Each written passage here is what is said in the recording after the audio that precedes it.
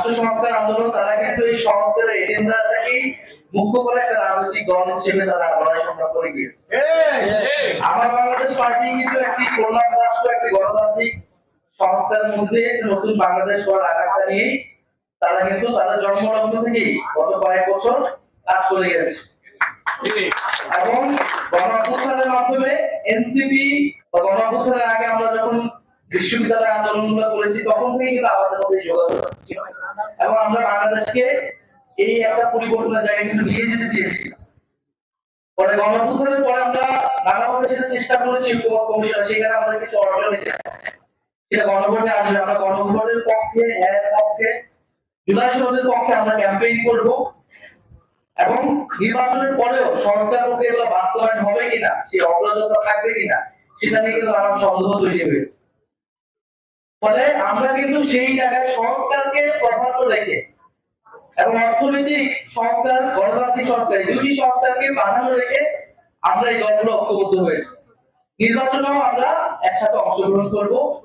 তার ফলাফল যেটাই আসুক না কেন, জনগণ, আমরা বিশ্বাস করি, পরিবর্তন চায়, আমাদের সাথে জনগণ থাকবে। নির্বাচনে আমরা আমাদের মতো করে অংশগ্রহণ করব।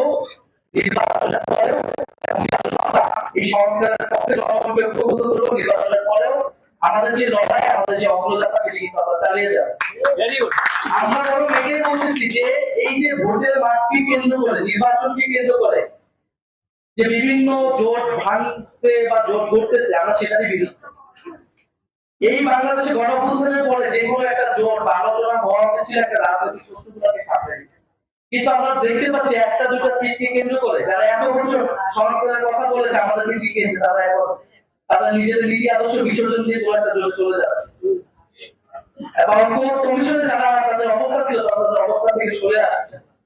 ফলে আমরা এটাই বলতেছি যে আপনারা সাহস করুন, নীতির পক্ষে দাঁড়ান, জনগণের পক্ষে দাঁড়ান এবং নতুন বাংলাদেশের পক্ষে দাঁড়ান।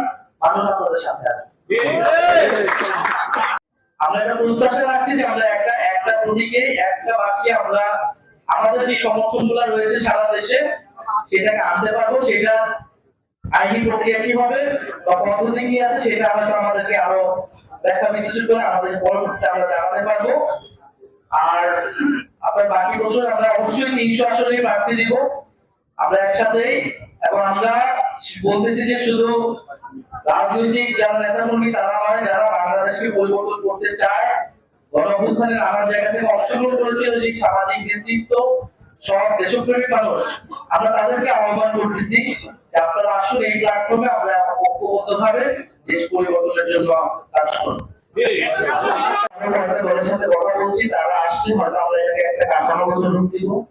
ফলে এই জোটের কে প্রধান কে অপ্রধান এটা মুখ্য বিষয় না, এই জোটের দাবিটা হচ্ছে মুখ্য। এখানে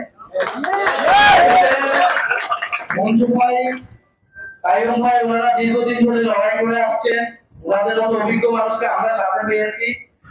আমরা বিশ্বাস করি ওনাদের অভিজ্ঞতা আমাদের এবং আমাদের তারুণ্যের শক্তি, সেটাকে আমরা যৌথভাবে আমাদের পরিবর্তনে এই আমাদের কাজে লাগাতে পারি।